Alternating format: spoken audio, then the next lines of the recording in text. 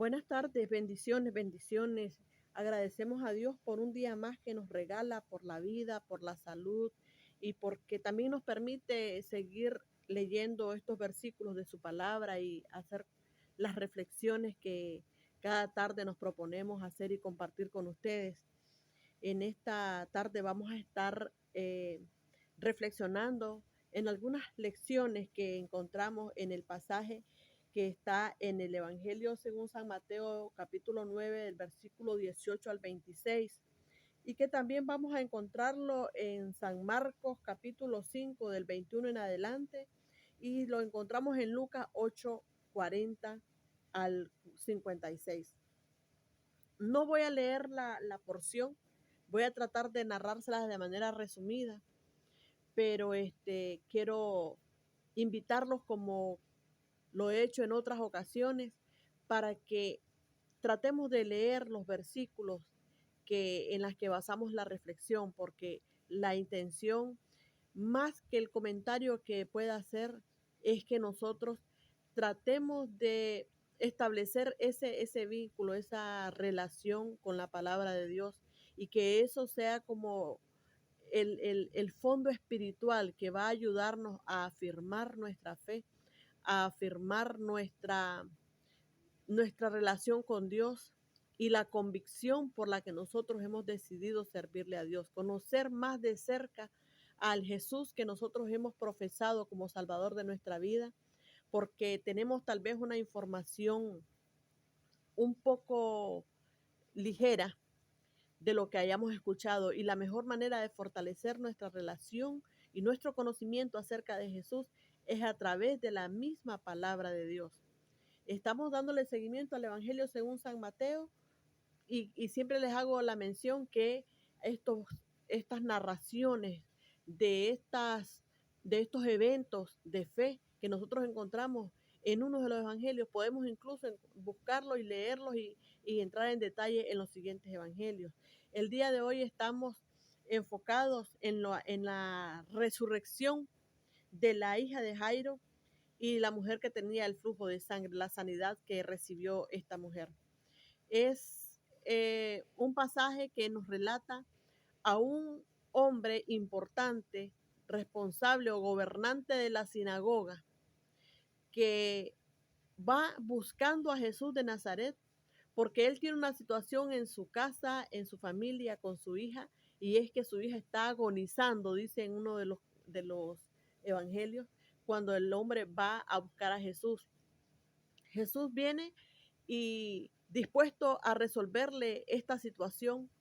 Cuando él va de camino, entonces se encuentra con la mujer que dice la Biblia padecía de flujo de sangre. No nos dice el nombre de ella, pero dice que esta mujer tenía 12 años de estar con este padecimiento y ya había agotado todos sus recursos y estaba desesperada. Damos por hecho que estaba desesperada, tanto así que abrió pasos en medio de la multitud y pensó, tal vez algo un poco supersticioso, si toco aunque sea su manto, voy a recibir la sanidad que necesito. Y efectivamente recibió la sanidad. Cuando Jesús va de camino a la casa de Jairo y que ocurre esta sanidad y que Jesús se percata de que ha salido poder de él y pregunta quién lo ha tocado, a pesar de que los discípulos pues le tratan de dar una explicación lógica, es mucha la gente que está cerca y no puedes preguntar quién te toca si la multitud te agolpa, pero Jesús se da cuenta que es un toque diferente el que él ha recibido, que no es un empujón de multitud, que es un toque de fe. Y entonces la mujer reconoce frente a Jesús que ella es quien lo ha tocado y Jesús no le reprocha, sino que le afirma, le confirma el milagro ocurrido en su vida. Pero que quiero también aquí no despegar de la narración, que mientras esto ocurre, las personas vienen de la casa de Jairo y le dicen, ya no hay nada que hacer, ya no molestes al maestro porque ya tu hija acaba de morir, ya ha fallecido, ya no hay nada que hacer. Así que la respuesta no llegó a tiempo. Y Jesús le dice a Jairo, no te preocupes, tú siempre crees, porque ella no ha muerto, ella duerme. Y Jesús llega a la casa de Jairo, saca a las personas que tiene que sacar porque no necesitaba hacer una exhibición de su ministerio. Y ahí solo con los padres de la niña y con dos de sus discípulos, entonces él toma de la mano a la niña, la levanta, la niña es resucitada, inmediatamente le ordena que le den de comer y listo. Estos pasajes que nosotros, estos versículos que que había leído y que se los comenté, se los resumí, nos dejan puntos de reflexión, como todos los que hemos leído antes. No sé si ustedes fueron percatándose en lo que estaba haciendo la narración y fueron haciendo alguna nota de qué es lo que me deja como aprendizaje. Si algo tomaron, si algo encontraron ustedes a título personal, vamos a acompañarlo de estos otros aportes que yo podría compartirles. Y en principio veamos que los personajes que se reflejan en esta historia son dos personajes con posiciones totalmente opuestas en la sociedad. Uno de ellos es el principal de la sinagoga. Dice la Biblia que es un principal de la sinagoga. Es como estamos hablando de alguien que no es que visita la sinagoga, no es que era un judío, permítanme el término común y corriente, era una persona encargada de que estas sinagogas funcionaran y funcionaran de manera correcta, que se cumplieran todo lo que la ley establecía para la realización del culto en las formas que estaban descritas. Entonces era una persona religiosa, pero no solo religioso de ser fiel a una religión, sino que era encargado de que esta religión se cumpliera al pie de la letra, porque su fundamento era la teoría. Y el otro personaje que encontramos es una mujer, es decir, ya de por sí una mujer, a diferencia de un hombre en tiempos de Jesús, era una persona que no tenía voz, que no tenía voto, que ni siquiera el nombre aparece en la historia. Y además de ser mujer, tenía una enfermedad que la convertía en una mujer inmunda, porque solamente con que estuviera con el periodo de la menstruación, ya eran días de inmundicia. Y si era un padecimiento de flujo de sangre, la convertía en una condición de tanta inmundicia que nadie podía ni conversar con ella, ni tener trato con ella, ni tocar lo que ella tocara. Entonces, vayamos al punto. Las dos personas que están descritas en este mismo relato son totalmente opuestas en cuestión de posición social. En cuestión de posición social, porque él es un principal de la sinagoga, un hombre importantísimo. Y ella es una mujer que no cuenta socialmente hablando. Aparte de eso, como les dije antes, con un padecimiento que lo que tal vez más se parecería a su situación era un leproso. Sin embargo, los dos vienen a Jesús con un problema. ¿Y qué nos da? Se los doy como dato, pero ¿qué nos da de reflexión? No importa el estatus social que alguien tenga, no importa el estatus económico que alguien tenga, siempre habrá un momento en su vida que ni con su dinero podrá resolver su situación, ni con su posición económica podrá resolver su situación, ni su posición social. Siempre habrá un momento en que el hombre tendrá que reconocer que es impotente frente a las circunstancias de la vida. Podrá alguien tener muchas posibilidades del tipo que sea, pero habrá una circunstancia en su vida que no se puede resolver ni comprar con las posibilidades que tiene. Y en el caso de la mujer, por muy en el anonimato que uno esté socialmente, frente a Jesús, todos somos iguales. Y si tenemos una necesidad y nos acercamos a Él poniendo a un lado el orgullo, poniendo a un lado la soberbia, poniendo a un lado el complejo de inferioridad, porque puede ser un complejo de superioridad y puede ser un complejo de inferioridad, pero si cualquier complejo nos aleja de Dios, si ponemos a un lado toda esta situación, toda esta barrera y nos acercamos a Jesús reconociendo la soberanía absoluta de Él, el milagro puede producirse porque tenemos acá frente a nosotros un ejemplo de dos extremos totalmente opuestos. Sin embargo, para Dios no hay fronteras, no hay barreras, no hay posiciones, solo hay una necesidad que se presente delante de Él con un corazón humillado, con un corazón humillado.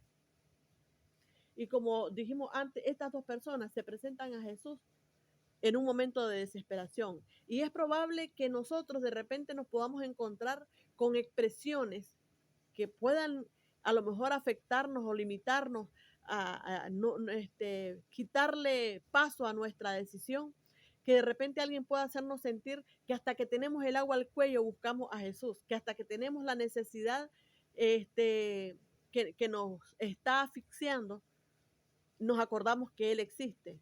Pero acá encontramos a un Jesús que no le presta atención al momento en que ellos llegan, porque ella llega hasta que ya agotó todo su dinero. Dice la Biblia que había pagado todo y no había podido encontrar respuesta. Y para el principal de la sinagoga, no creamos que haya sido tan fácil para él. Recordemos que la religión y los representantes religiosos eran los que seguían a Jesús para matarle. Eran los que querían encontrar ocasión para prender a Jesús. Pero ahora a uno de ellos le toca tragarse su orgullo y tiene que venir a Jesús. Y dice la Biblia que viene a Jesús postrado. En el versículo 22 del Evangelio según San Marcos, capítulo 5, dice: y vino uno de los principales de la sinagoga, llamado Jairo, y luego que le vio, se postró a sus pies. Y veamos el versículo 33 por su parte. Dice 34. Entonces la mujer, temiendo y temblando, sabiendo lo que en ella había sido hecho, vino y se postró. Versículo 22 dice que el principal de la sinagoga se postró. Y el versículo 34 dice que el versículo 33 dice que la mujer que había sido sanada del flujo de sangre se postró. Entonces esa es la actitud que cuenta frente a Jesús. Llegar hacia Él con humildad, reconocer esa soberanía y ese poder absoluto de Jesús que rompe toda barrera, como dijimos antes, y que está por encima de cualquier cuestionamiento humano. La otra actitud que yo creo que Jesús nos va a demandar siempre, siempre, porque es verdad que Él va a hacer con nosotros lo que sea su voluntad. Pero si una actitud debemos tener nosotros cuando vamos a pedirle y dejar a Él la soberanía para que actúe o no, es que lo hagamos con fe. Nosotros estamos adoleciendo, el pueblo está pereciendo por falta de conocimiento y sufriendo por falta de fe. Necesitamos pedirle a Dios que nos aumente la fe, que nos ayude a fortalecer nuestra fe para que nos podamos acercar a Él creyendo que le hay. Y cuando lo hagamos de esa manera, recibiremos la respuesta de Él. Dice el versículo 34. Él le dijo: hija, tu fe te ha hecho salva, ve en paz y queda sana de tu azote. Tu fe. Ella se atrevió a que solamente tocando el borde iba a ser suficiente. Es decir, esta mujer sí que patentó lo que dice el texto, es pues la fe, la certeza de lo que se espera, la convicción de lo que no se ve. Necesitamos traspasar el nivel del conocimiento de Jesús, del conocimiento de su poder, a creerlo, porque dependiendo de nuestra fe, vamos a tocar esa mano poderosa. Y veamos que no solo a ella le dijo eso. En el versículo 36, cuando le llegaron a decirle al principal de la sinagoga: ya no molestes al maestro porque ya ella murió. Entonces Jesús le dice a él: no temas, solamente cree. No temas, solamente cree. Oye, esto es interesante porque significa que en muchísimas ocasiones nosotros o hemos perdido de recibir una respuesta porque tal vez hemos pedido y hemos disfrazado la fe, pero realmente no estamos aferrados a que no habrá otro poder fuera de Dios que pueda superar nuestra necesidad. Porque probablemente estamos pidiendo, pero estamos enfrascados o enfocados en la dificultad y no logramos descansar en paz. Necesitamos que Dios nos ayude a aumentar nuestra fe para que nuestra relación con Dios sea más placentera. No sé si van a estar de acuerdo, convengamos en eso, que probablemente solo necesitamos dar un paso más, un peldaño más a la fe. Esforcémonos por tener más conocimiento de todos estos milagros que Jesús hizo y que eso se interiorice en nosotros, que no quede solo en nuestro cerebro como una noticia que leemos en el periódico, sino que nuestro corazón se fortalezca y que nos aferremos a ese poder. Y dice la Biblia que no se ha cortado el brazo de Jehová ni su oído, y que Él es el que puede responder todas nuestras peticiones y que Él nos podrá responder conforme a sus riquezas en gloria. Así que yo no voy a poder entrar en más detalle porque quiero limitar el tiempo y ya me pasé a 16 minutos, pero leamos estos versículos y veremos cómo nos abre los ojos, cómo nos despierta un poco más. Que Dios les bendiga y nos continuamos viendo en los siguientes podcasts.